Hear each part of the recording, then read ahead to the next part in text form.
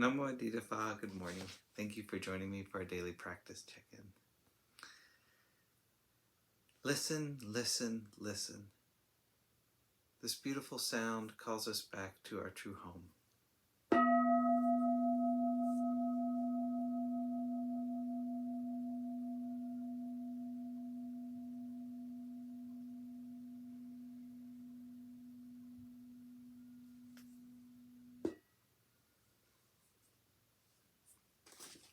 The fourth mindfulness training.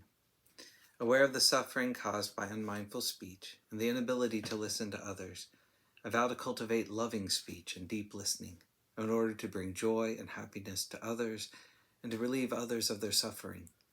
Knowing that words can create happiness or suffering, I'm determined to speak truthfully with words that inspire self-confidence, joy, and hope. I will not spread news I don't know to be certain, and will not criticize or condemn things of which I am not sure. I will refrain from uttering words that can cause division or discord, or that can cause the family or the community to break. I'm determined to make all efforts to reconcile and resolve all conflicts, however small.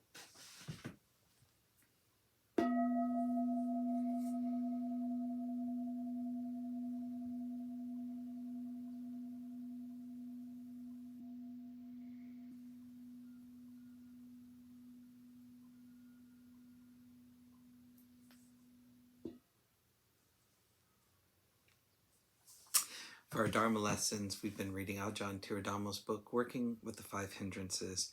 We have a few short sections to read this morning. Restless temperament and trauma. Some people have a naturally restless temperament. Perhaps they have trained themselves for one reason or another to be endlessly busy, the Protestant work ethic on steroids. Or it may be due to excessive curiosity or interest in many things, owing to a very active mind or a preconditioned habit. Some people with a sharp mind suffer from impatience. They know that what should be done, but the body is slow to do it. For others, restlessness may be some sort of displacement activity for an underlying emotional problem or trauma. Fear. Fear is the self's primary defense and thus may cause any of the hindrances, especially ill will, restlessness, and remorse, and doubt. Personally, I would say that the fundamental cause of fear is not knowing, and so would include under the hindrance of doubt in the next chapter. Existential fear may be at the root of some kinds of spiritual restlessness and remorse. The self feels threatened and reacts with remorseful thoughts and restlessness. And since self is not an ultimate reality, it is always prone to fear. This may manifest sometimes when we are alone, or on occasions when the mind falls silent. Then our familiar ego references to people or recognizable thoughts are absent, and so self throws up restless existential angst to fill in the blank. Humiliation, contentious speech, and spiritual attainments. The scriptures specifically mention other sources of restlessness. The specific situation where a monk or nun does not receive sufficient offerings leads to humiliation. Humiliated, one is restless. Restless, one has no restraint. Without restraint, the mind is far from concentration. If one engages in contentious speech, there will be much talking, and from much talk, one becomes restless. Sometimes even positive spiritual qualities can be a source of restlessness. The Pali Canon relates the story of Venerable Anuruddha seeking advice from the Venerable Sariputta. He describes his spiritual attainments, quote, "With the purified divine vision surpassing that of humans, I can examine the thousand-fold world system. Strenuous and active is my energy. Ready and unconfused is mindfulness. Calm and unexcited is the body. Composed and focused is the mind. Yet my mind is not liberated from the outflows without grasping." Venerable Sariputta answers him, quote, "What, friend Anuruddha? For you is, with the purified divine vision surpassing that of humans, I can examine the thousandfold world system.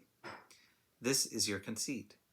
What for you is strenuous and active is my energy, ready and unconfused is mindfulness, calm and unexcited is the body, composed and focused is the mind, is restlessness. What for you is, yet my mind is not liberated from the outflows without grasping, is remorse. It would be well, friend Anuruddha, if you gave up these three conditions, did not give attention to them, and focused your mind on the deathless element. By following this advice, Venerable Anuruddha soon became an arhat. The deathless element is defined as reflecting, this is peaceful, this is sublime, that is, the stilling of all activities, sankhara, the relinquishing of all basis of rebirth, upadhi, the withering of craving, dispassion, cessation, nibbana.